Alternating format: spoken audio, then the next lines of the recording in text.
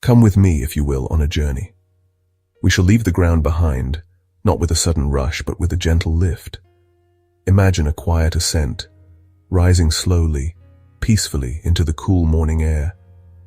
Below us, the world begins to shrink, yet it reveals its patterns, its secrets. The familiar sounds of the city fade into a soft, distant hum, replaced by the quiet whisper of the wind. Here, suspended between earth and sky, we can observe something quite remarkable. We are not here to rush, but to float, to drift, to see a familiar landscape from an entirely new and serene perspective. It is a chance to simply breathe and to watch. From this vantage point, the world transforms. The intricate, bustling life of the city becomes a slow, deliberate dance. Cars move like patient insects along prescribed routes. The complexities of daily life melt away, revealing a grander design. We are observers, given a rare opportunity to witness the living, breathing entity of a city as a whole. Our gentle drift carries us first towards the east, where the sun is just beginning its ascent. And there it is, the United States Capitol. From our position in the sky, it appears not as a building of politics and debate, but as a magnificent sculpture bathed in the soft, hopeful light of dawn. The great white dome, an icon recognized across the globe, seems to gather the morning glow. It shines with a quiet brilliance, a beacon in the emerging day. The statue atop it, the Statue of Freedom, faces east, as if to greet the new day for the entire nation. It is a moment of profound stillness and quiet promise. We circle slowly, observing its grand structure. The building's wings, housing the Senate and the House of Representatives, stretch out like welcoming arms. From this height, we can appreciate the sheer symmetry and classical order of its design, inspired by the great republics of old. The surrounding grounds are a tapestry of green, meticulously cared for. From the Capitol, our gaze is drawn westward, along the magnificent expanse of the National Mall. From our aerial perch, it appears as a great green river flowing through the heart of the city.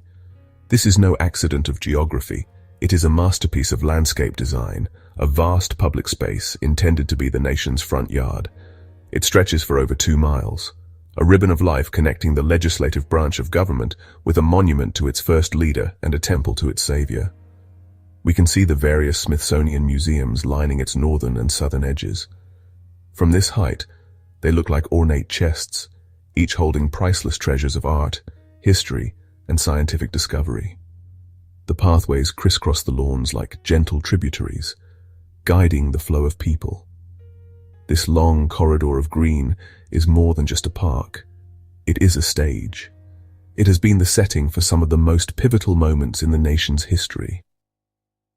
One can almost imagine the echoes of great speeches, the energy of vast crowds gathered for marches, protests, and national celebrations.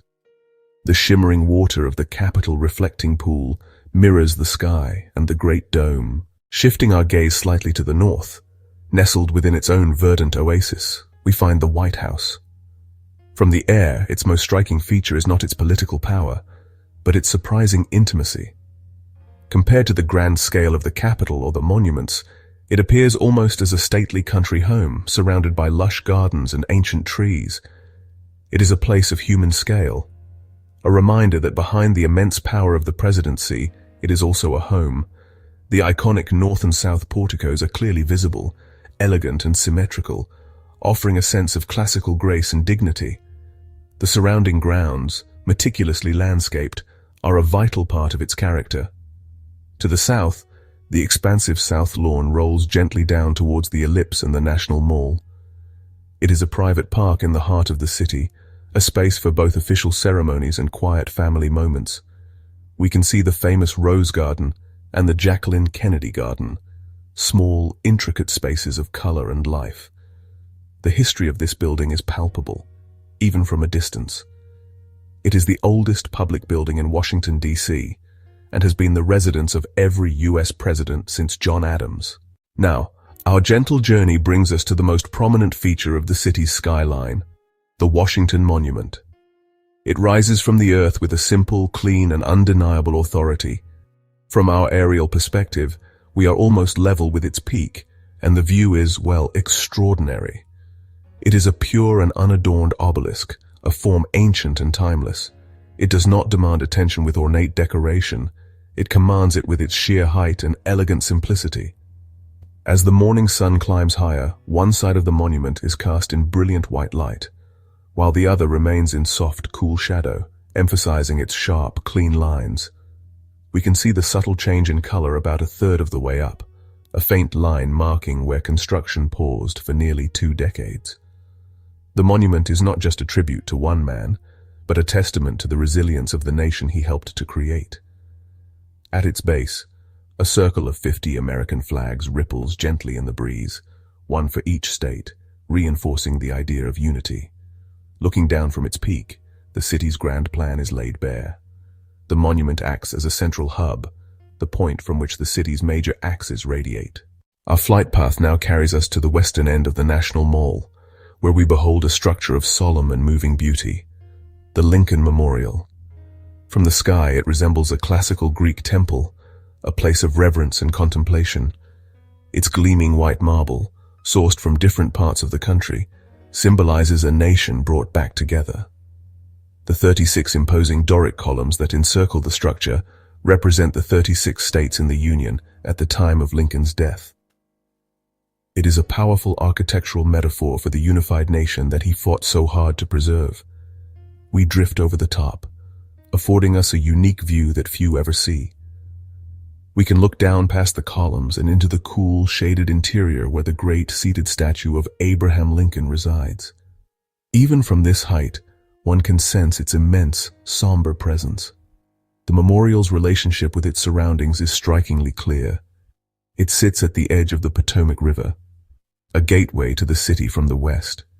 Its steps, which have been the stage for so many historic moments, including Martin Luther King Jr.'s "I Have a Dream" speech, seem to flow down towards the reflecting pool.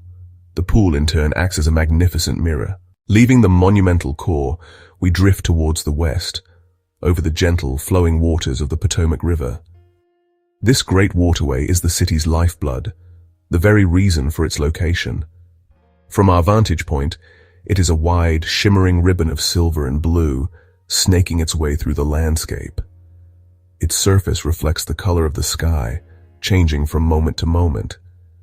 We can see the graceful arches of the Memorial Bridge connecting the Lincoln Memorial in the District of Columbia to Arlington National Cemetery in Virginia. The bridge itself is a symbol of reunion, physically linking the North and the South. The river's banks are lush and green, a testament to the city's commitment to preserving natural spaces. On the Virginia side, the gentle rolling hills of Arlington are covered in a dense canopy of trees, a place of quiet remembrance. On the DC side, parks and pathways follow the water's edge, offering residents a place to escape the stone and steel of the city. We can see small boats moving slowly on the water's surface, their wakes creating delicate, expanding patterns. The movement of the river is slow, constant, and reassuring. It speaks of time, of continuity, and of the enduring power of nature. The river has been a silent witness to the nation's entire history. As we ascend to a greater height, the full scope of the city's design becomes visible. It is a breathtaking sight. We can now clearly see the vision of its planner, Pierre Charles L'Enfant. It is a city of grids and diagonals, of order and beauty. The regular grid of streets running north-south and east-west provides a sense of rational order. But laid over this grid is a system of grand diagonal avenues, radiating out from the Capitol and the White House. These avenues, named after the states of the Union, create dramatic vistas and connect key points within the city. The intersections of these diagonal avenues create circles and squares, which have become the locations for numerous parks, fountains, and smaller monuments. It is a design that is both practical and deeply symbolic. The green spaces are not afterthoughts.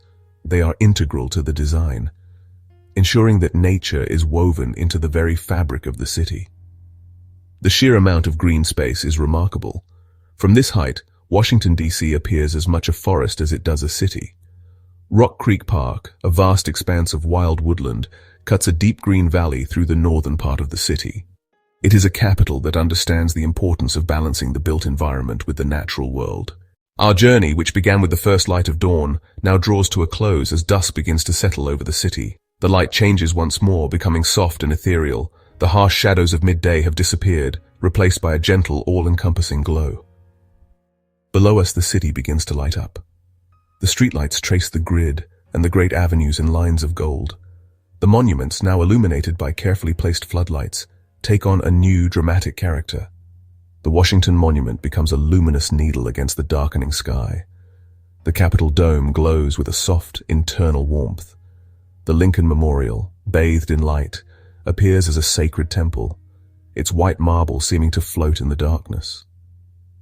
The reflecting pool becomes a dark, inky mirror, capturing the newly lit monuments and the last vestiges of color in the sky. The city transforms from a place of stone and grass into a constellation of light, a human creation shining brightly against the vastness of the night. The sounds of the city are now a distant, gentle murmur. From our serene vantage point, it is a scene of immense peace. As we begin our slow, gentle descent, we carry this peaceful image with us. We have seen the Capitol not as a center of conflict, but as a place of beauty, order, and aspiration. The journey is over, but the feeling of serenity, of having seen the world from a place of quiet contemplation, remains.